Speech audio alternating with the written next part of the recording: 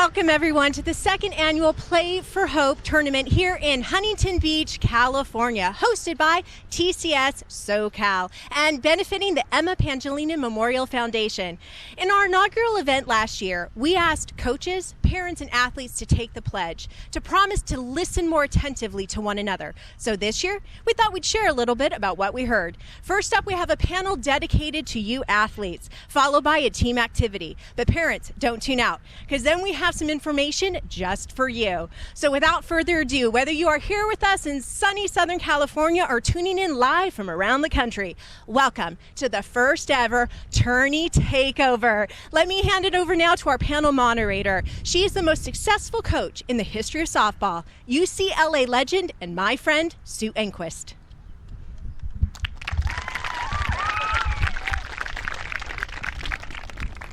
Thank you so much. To all the parents out there, the coaches, and the student athletes, I first want to say thank you for letting us disrupt your day. And I also want to say Happy Mother's Day weekend to all the moms out there!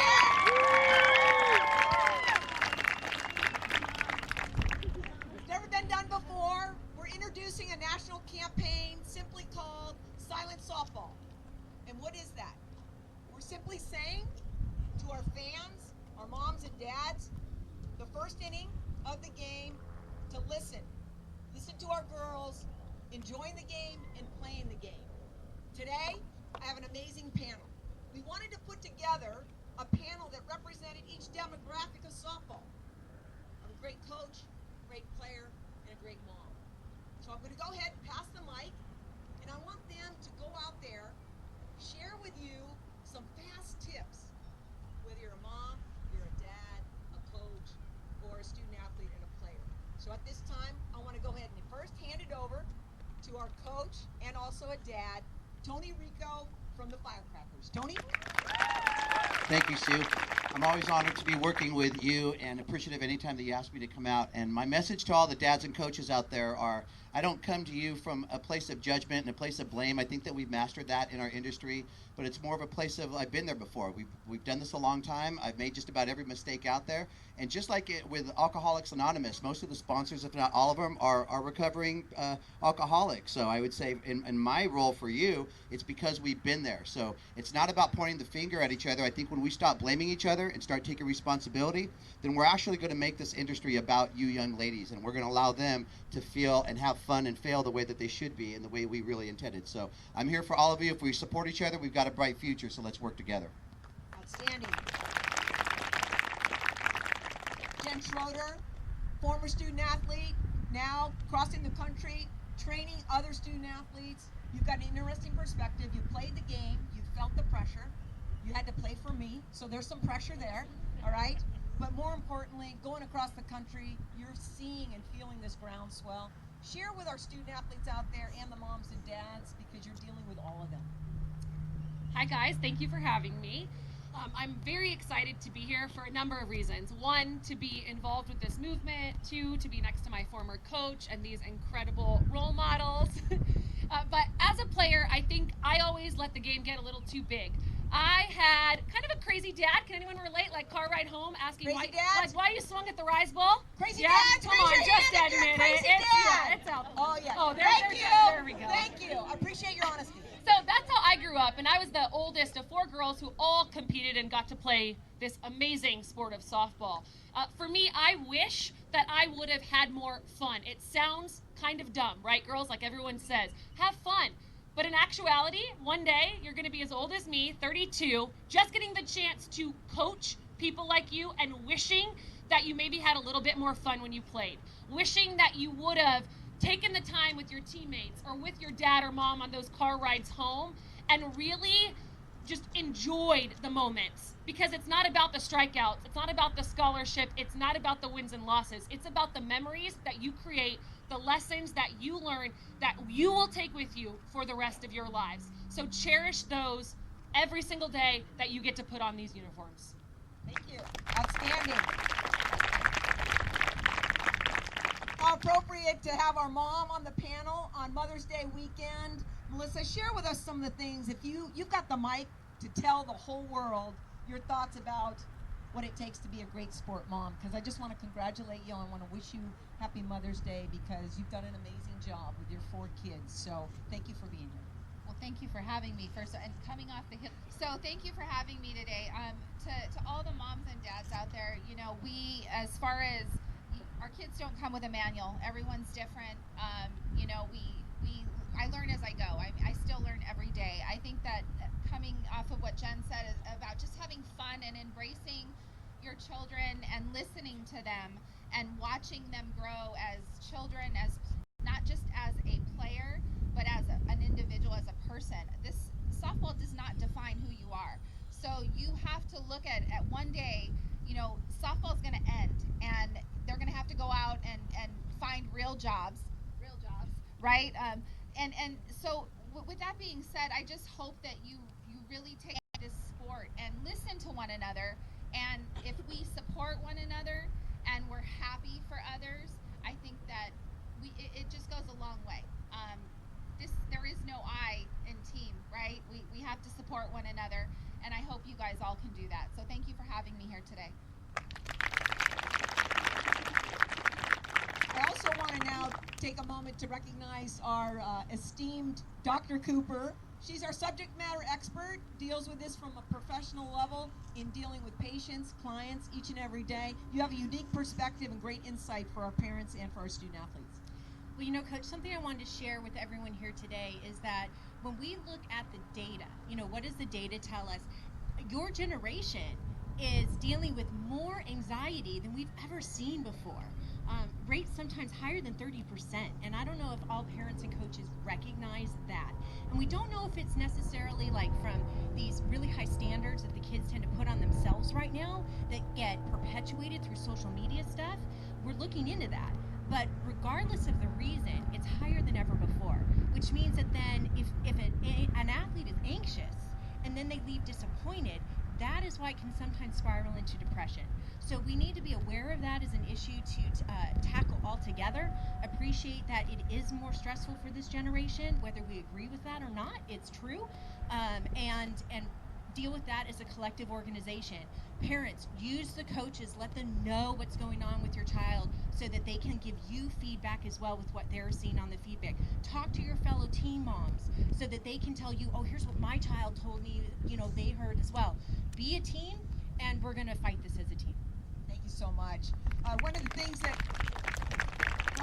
from a college coach's perspective, when I coached at UCLA, and many of you want to go and aspire to college, there's this idea out there that if you have anxiety or you're nervous or you're feeling like maybe I've got some mental issues, that you're weak sauce.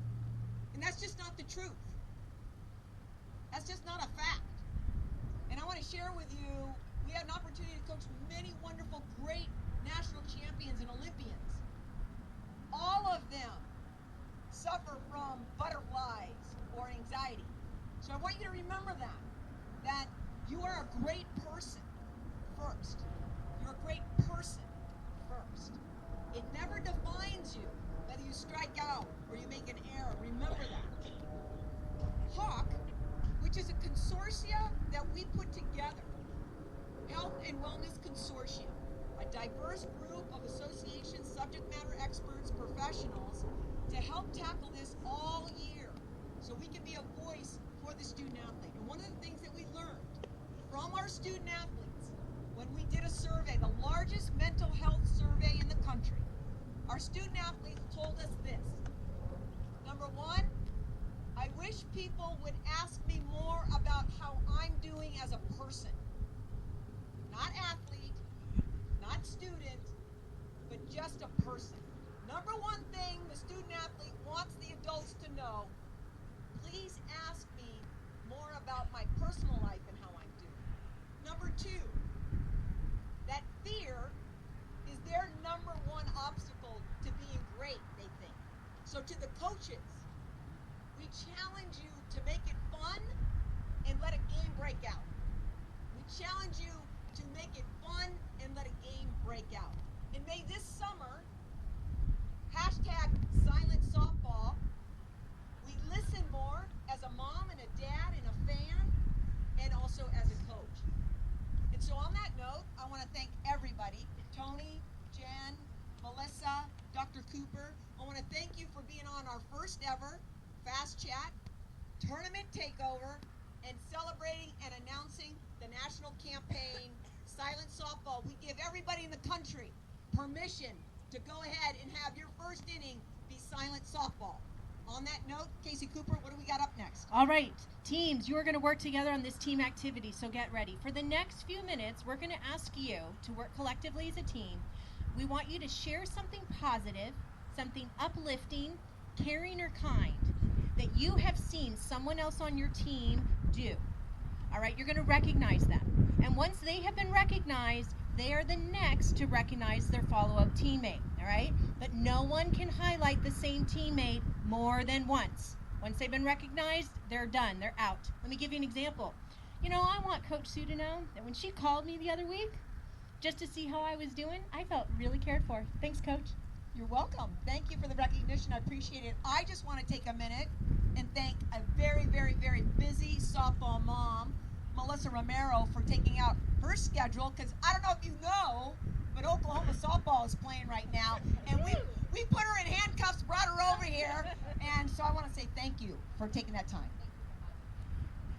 Great. So there you go. There's your example. Do you all think you know what to do now as your teams? All right, because when you are done completing your activity, your coaches have something special to give you. Thank you so much, and we're going to take a break and go live right over there. Thank you to the moms and dads for giving us your daughters. Thank you so much. Woo-hoo.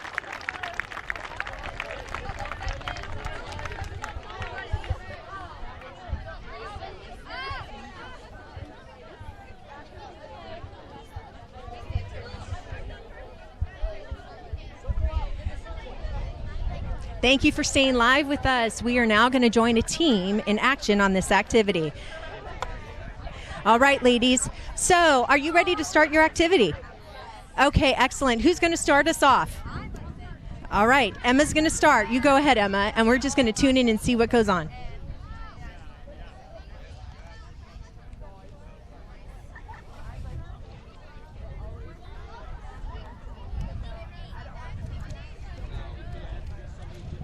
She's recognizing a teammate right now for always cheering for her, whether it's at school or on the field.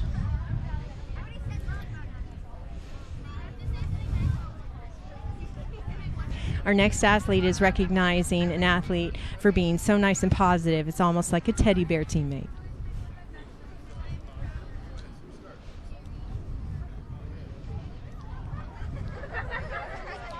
We have another teammate congratulating someone on their communication skills for being there and being clear.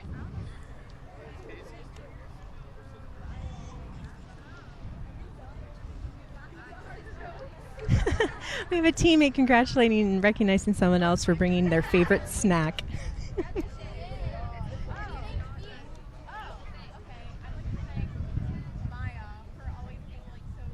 This teammate's being recognized for always being a fighter.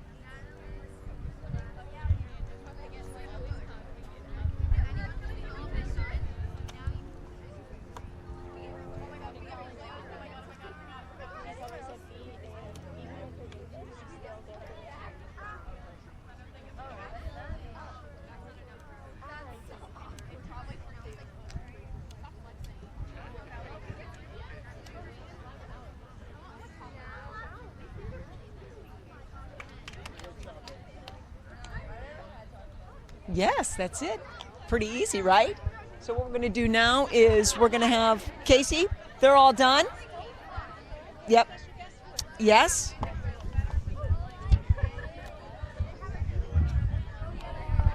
Sorry? Stop it. Lisa, the kid said a butterfly just landed here. Oh my gosh, that's awesome. Yeah. Do you need one?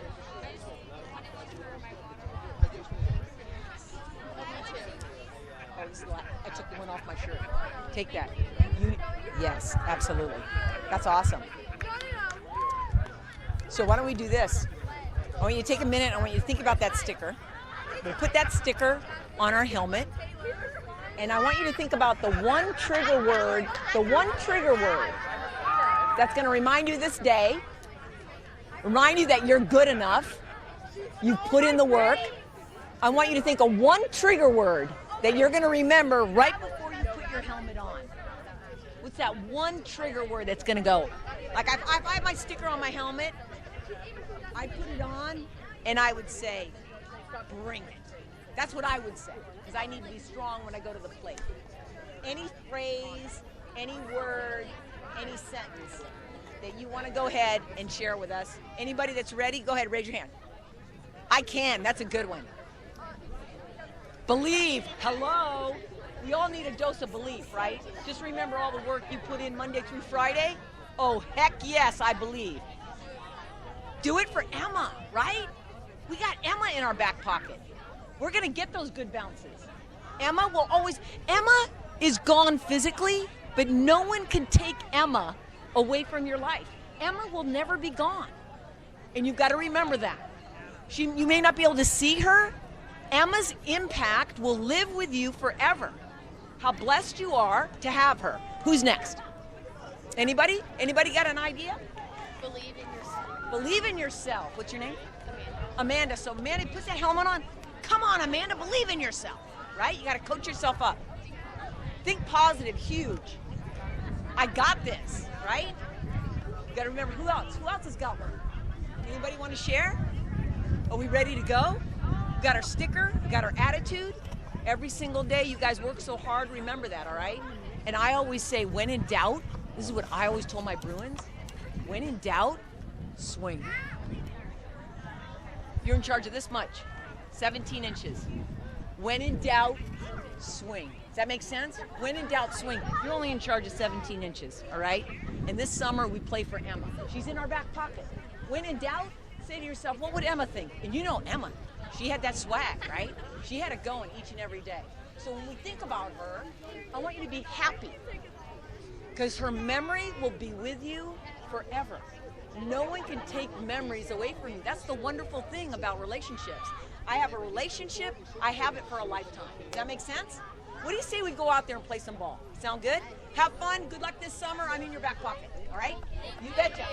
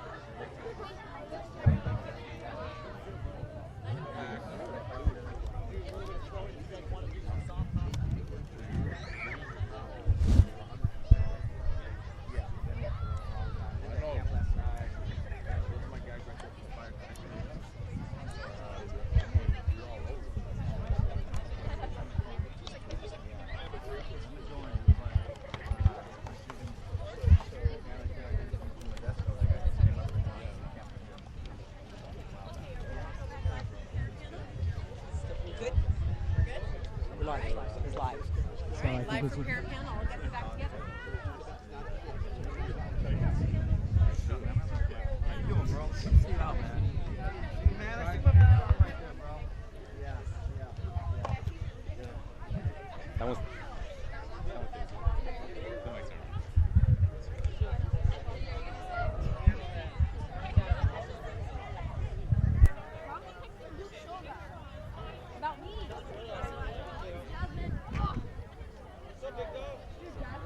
All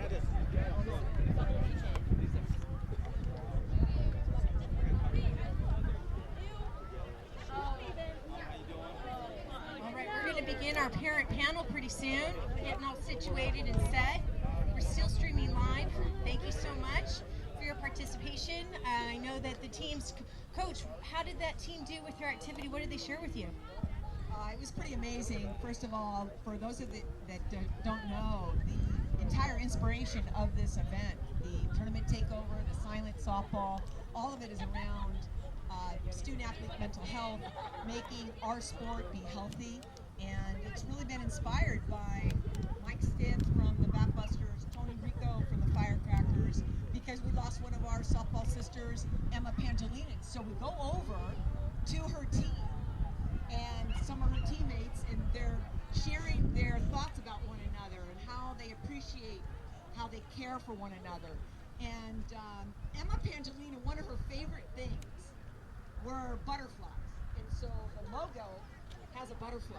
So we're down there in the center of the circle, and a butterfly landed in the middle of the circle.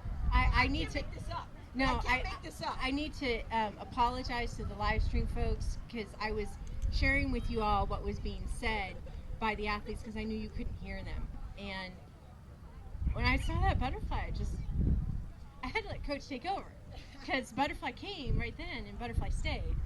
So it just let me know that I think we're doing something right today. And it was an acknowledgement to keep going with these types of messages. And so this focus on the parents next, I think, is so important. There's no doubt. And for all those student athletes, those moms and dads out there that know somebody or they themselves are suffering from mental health, I just want everyone to know that you're not an outlier. You're not alone, and you're not weak sauce. And we got to get that message out there that doesn't mean you're less than. And this event is going to draw attention to, we all need to pump the brakes a little bit. We need to give the game back to the kids. Let's make the game about the kids. And as parents, we can sit back and just enjoy the game. Hey, the umpire may not be perfect. Who cares? Hey, your daughter may not get every hit. Who cares?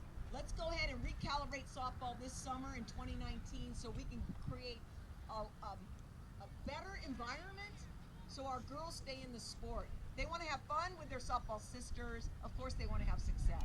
I want to share with you, right now we're going to go ahead and have a little bit of a deeper dive in each aspect from a coach, parent, and player perspective.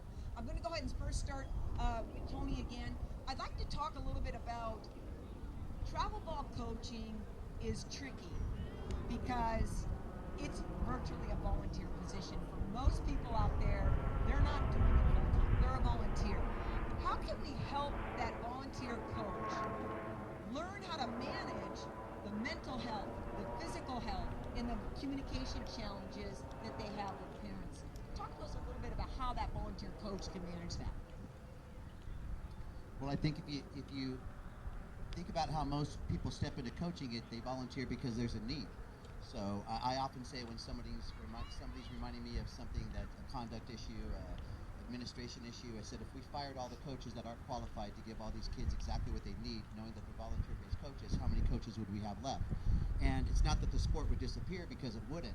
What would happen is then these dads would step in as the next coach, because that's how a lot of them stepped in the first place. I think the first thing, Sue, is to realize that there are so many responsibilities upon us and so many things that kids need that you can't do it by yourself. And if you start off being honest, knowing that we are by nature, we're going to fail and make mistakes, that it's the learned behavior and it's the educated part that's going to allow us to build what we need to build.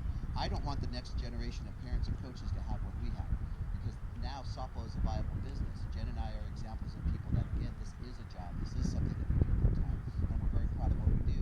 But there's a lot of things that are broken, starting with our own experiences. So we want to pass on something better to the next generation, and I think it just starts with honesty. So like I said earlier, rather than blame each other, let's work together and have each other's back. And when you see a coach getting a little overzealous or overly competitive, it's not to point the finger at, but to say, hey, everybody needs a buddy. A hitter needs a buddy to help train with. Everyone needs a buddy, somebody that can check you and say, hey, let's take it down a notch. And I think there, if we start there, we can start to build something good.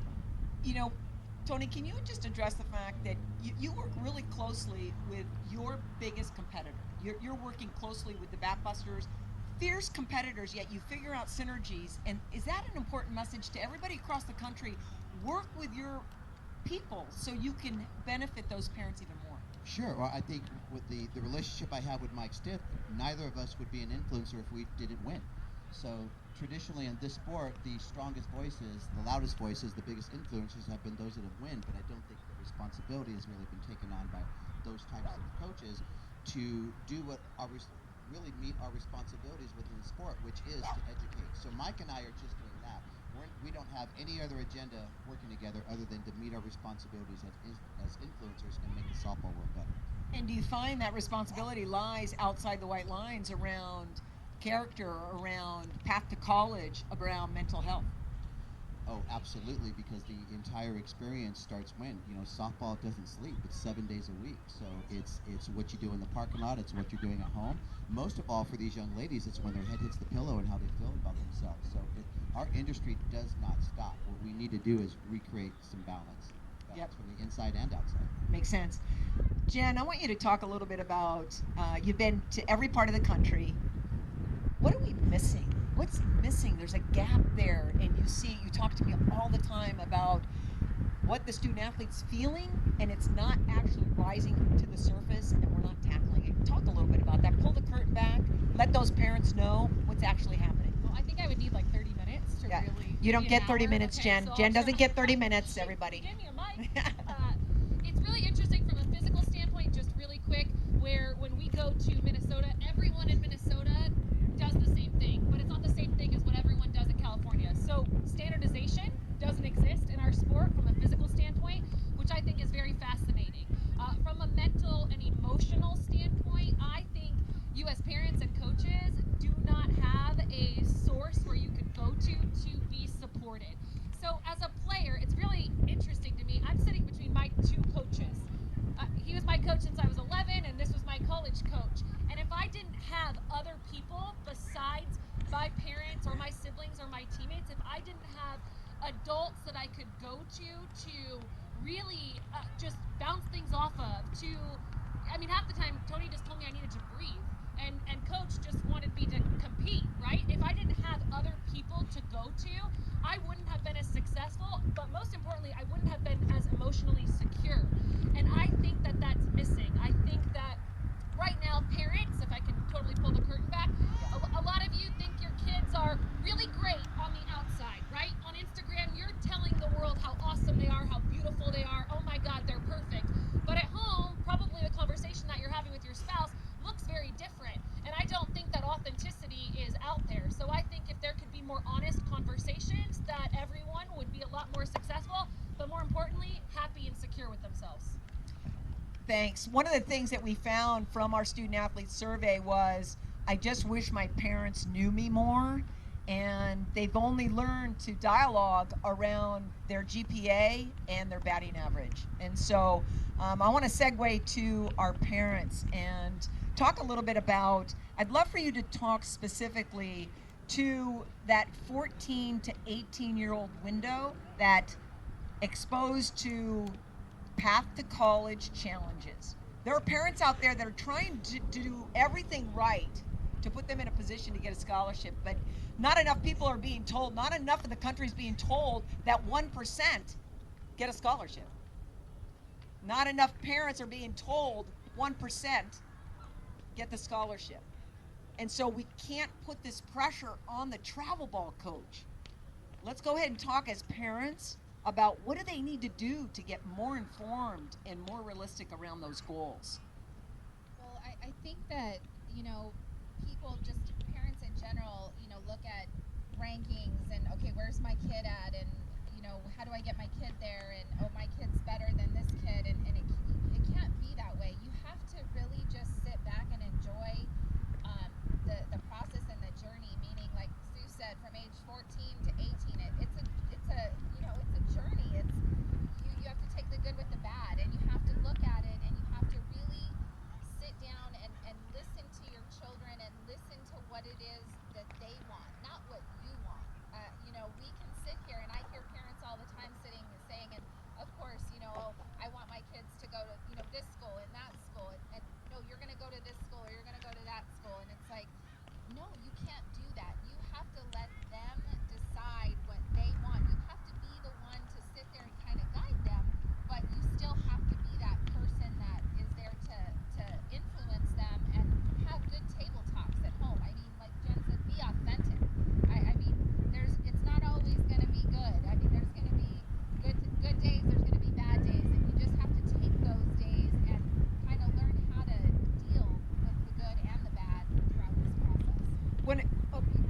Yes, absolutely.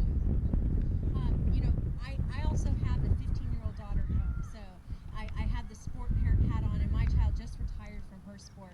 But I have to say, I don't think enough people talk about that there's no one way to get to college, that there are hundreds of ways to get to college. And so many parents that I meet with, they're only looking when they bring their child to my office. They're worried about the performance inside this, that because they might not get the D1 scholarship.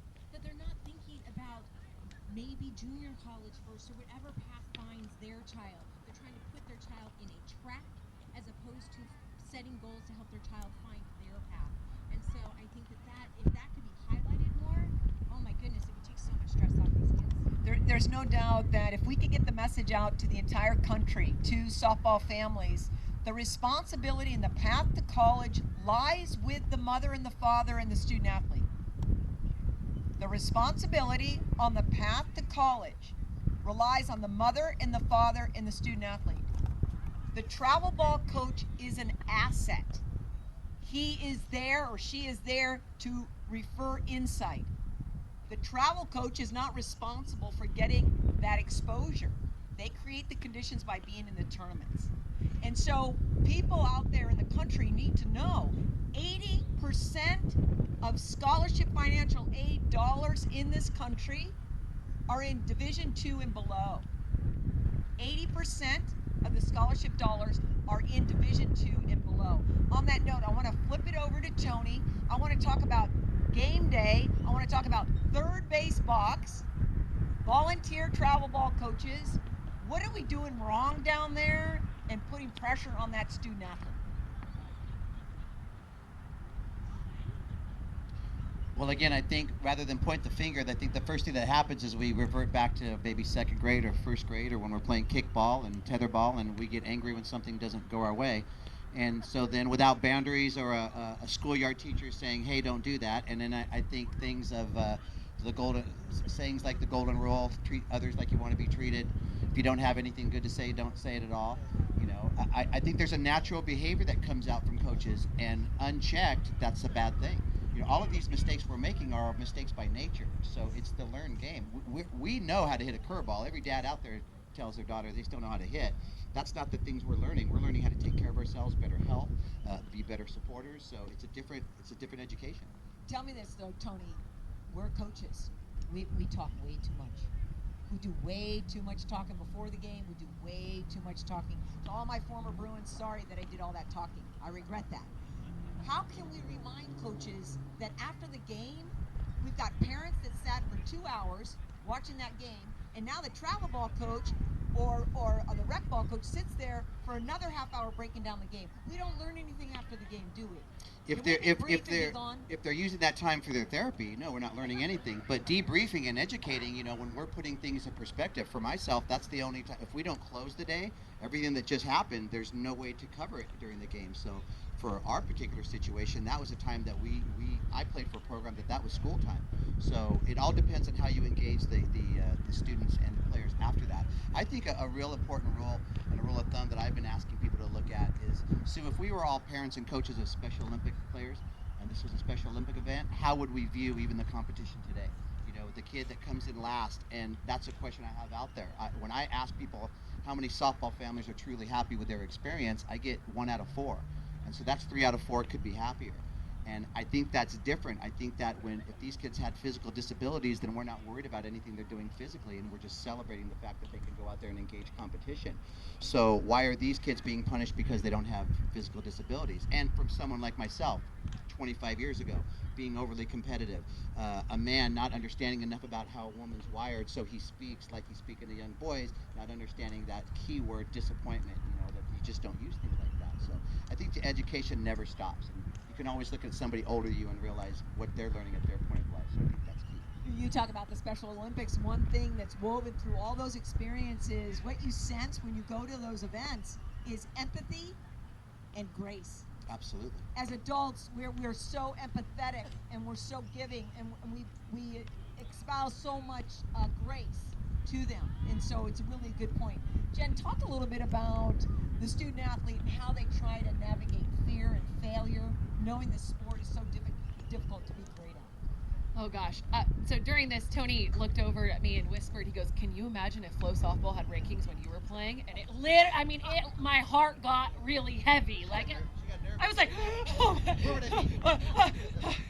and I cannot imagine what young athletes are feeling these days. I mean, I hear it nonstop from them and their parents, but to put myself in that place legitimately gave me anxiety sitting on a panel. So I know it did. So for me, I think one, it's hard. This game is hard. If we fail, literally 7 out of 10 times we're hitting 300. We have a chance to be one of the greatest players in the sport. That is hard. So how short can your memory be? How quickly can you forget that you literally swung at a rise ball that was over your head and you thought you could hit it, right? So I think just being able to forgive yourself, like empathy, to me is something that I'm still working on. I am not by nature empathetic, and if everyone could have more empathy and more grace with their performance, as parents with your children, as coaches with your players, then we're gonna get closer to where we want to go in this sport. So I think that fear and anxiety is real. I think that it's not easy to deal with, and I think the more we talk about it, the easier it's going to become. Makes sense. I want to talk to you a little bit about, it's really a challenge, I think, for moms and dads out there navigating this softball journey. And I think it's the greatest sport of all sports. The reason I love this sport is this sport doesn't care where you live. It doesn't care what color your skin is. It doesn't care how much money's in your pocket. It doesn't matter if your kid has big bones or little bones. It doesn't matter if she's got a little something, something. The game loves everybody. I love that. Having said that, from a mother's perspective, you have to navigate with your daughters the self-esteem versus the performance. And how do you do a good job every day reminding them who they are is always more important than what they do? Well, at home we have a lot of table talks, and we sit down and we talk about where Sierra may be doing one thing. I specifically gear each conversation to each of my children. I don't compare. Each one of them have a journey, and so I make sure that I have them on their path, and like I said, no comparison. And I give you an example with Sophia. Things have not come as easy for her. She's had to work a little bit harder, but I've always told her that she's special, she's unique, and she has to just figure things out as far as her path in life, and not looking at what her sisters have done. And she's proud of them. However, I always tell her, you do what Sophia does. And so I think that if we're able to just embrace each of our children as being different and unique, and being there for them through the good and the bad, and just kind of helping them along with this process, I think that's going to help them in so many aspects of their life, not just on the field, but off the field as well. What about the idea of how the moms and the dads have to navigate it? I'm a daughter of a military father, and all my dad did was measure gaps. That was his love language. I mean, I can remember we won the first championship, and he said you could only manage beating them by 1 run, and we just won the championship. So I know that world of being a daughter where the dad is really measuring gaps, and the mom has to navigate those two voices with that student athlete. Tell me how you navigate that. Not to get too personal, but I'm getting personal. Yeah. It's hard because I've been married to my husband for 24 years, and I look at, and sometimes I'll shoot him that look that I'm like, really, did you really just say that? Because again, at the end of the day, when this is all said and done, it doesn't matter if my daughter went 0 for 4, she went 4 for 4.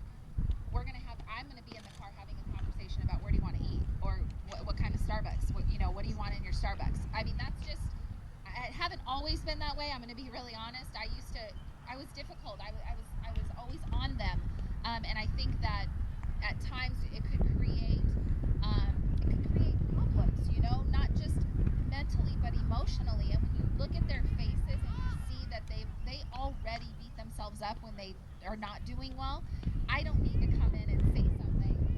So I always try to just sit and listen to what they have to say, whether it's good or bad, and be there for them, no matter what.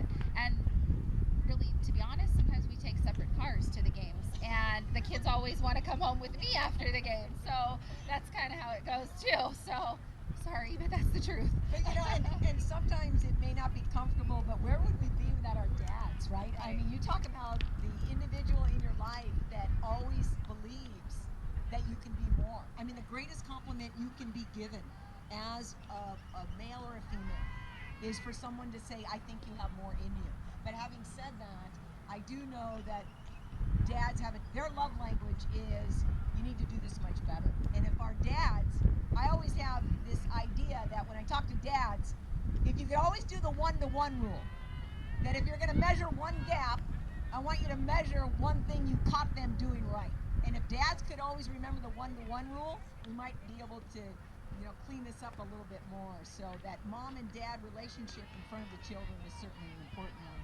Casey, from your perspective, what does the future look like if we continue this conversation, building awareness around silent softball, building awareness around mental health, coming into sport, a great place to talk about it. This is a safe zone for students, for parents, coaches, and players. Talk about it. What could this sport look like if we continue to do this and we did this all together? All together? The future? Yes. Wow. Okay, wait. Let me take a moment, visualize it. No, what I see is a celebration of all those impractically perfect moments.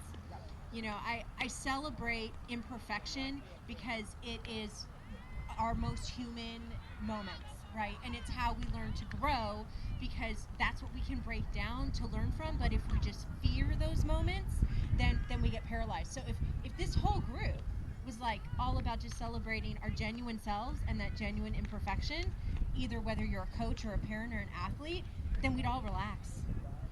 And we all know, you don't need a sports psychologist to tell you, you perform your most consistent and your most at your personal best when you're in your relaxed zone, right? So to me, if that could be the future, it'd be fantastic. And then the parents could relax too, because they're like, oh, my child is achieving their personal best on a regular basis. That's fantastic. Notice I said personal best, not perfect best. So I'd love to see that future. I love that. What I'd like to do now is just have some closing thoughts from each of our panelists to leave you with one thing today, if you wouldn't mind leading us off there, Tonya. One thought to everybody out there listening. Make sure your daughters know that the most beautiful thing in the world is her happiness. Good luck with that one. Going off what Tony said, I think that people need to understand that their happiness is in their hands. It's not about what someone else thinks, but their happiness is determined by them. Every day when you walk through those gates, it's your game. It's your game to play. You and your softball sisters. Don't worry about winning or losing or being great as necessarily just a ball player. Who you are is always going to be bigger than what you do. And I would say that, softball does not define who we are. It's just a platform for us to try to be the best version of us as we move forward in our daily lives. I think that's pretty much what I would say this sport can do for all of us. I would simply say if you're a parent, celebrate being an advocate, not a coach. and as an athlete, for every one goal you set about what you want to do, set 3 goals for how you're going to get there. At the end of the day, I just want to take a minute to thank all of you for being here today.